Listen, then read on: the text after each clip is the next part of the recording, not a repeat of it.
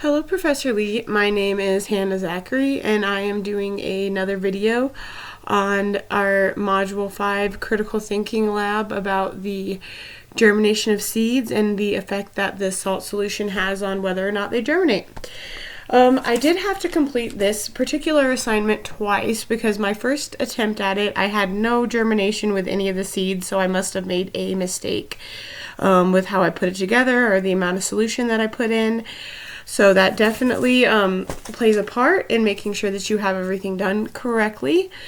I was able the second time to get the results that I believe we were looking for, so I think with the second attempt I was successful. My hypothesis for this assignment, I did believe that the higher the salt concentration, the less germination and growth that you would see in the seeds, and I did find that to be true with the completion of this assignment.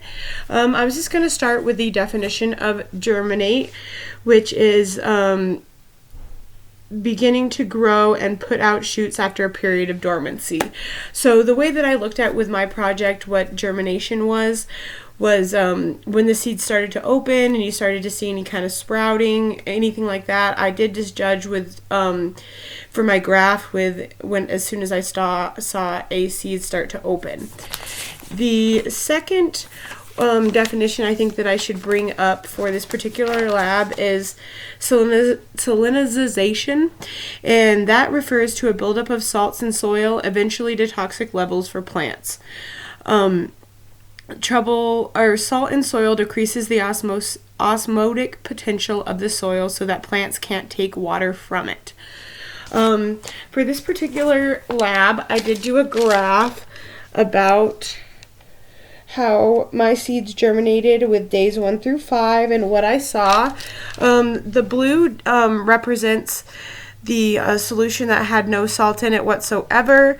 The yellow is the one that represents the 0.5, pink represents the 1.0, green represents the 1.5, and orange represents the 2.0. So with that being said, you can definitely see which ones I did see either open up and sprout or at least open up in regards to the amount of solution that was added to them.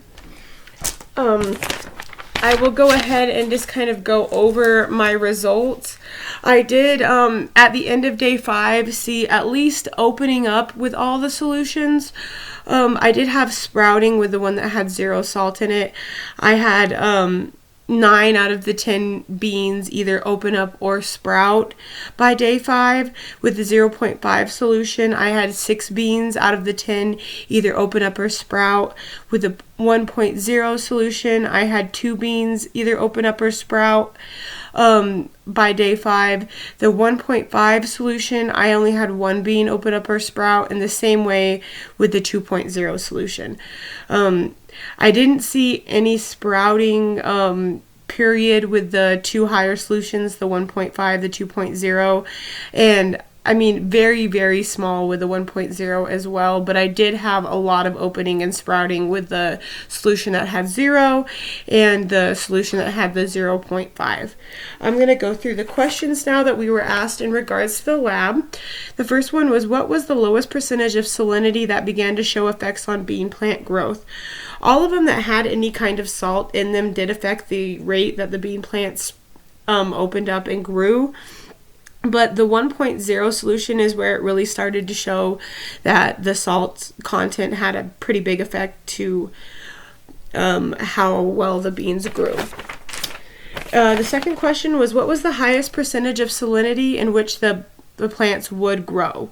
The 1.0, I had a few beans sprout up, but the 1.5 and the 2.0, nothing grew. I mean, a bean opened up, but I don't even know if that was just a fluke because of the moisture or what have you, but I definitely didn't have anything grow in those particular solutions. The next question is, what are the 3 possible reasons for why farmland is becoming salinized? I said the salt and water that the farmers use in order to put on the plants to make them grow. There could be salt in there. Salt in the pesticides that they use in order to try to keep the bugs off the plants could also have an effect with that salt going into the soil. And then just salt in the soil in general. You can't always guess what is being put in soil, especially if they're buying it from somewhere or if it's being mixed with water or fertilizer. The fourth question is, why is it necessary to test seeds germination in distilled water in this experiment? You need to see that when there is no salt in the water, how much better the beans will grow and sprout. If you don't see that, then you don't see how effective it is when you put salt into there. So you definitely need to see that plants grow way better when there is no salt in the soil or water that is used to make them grow.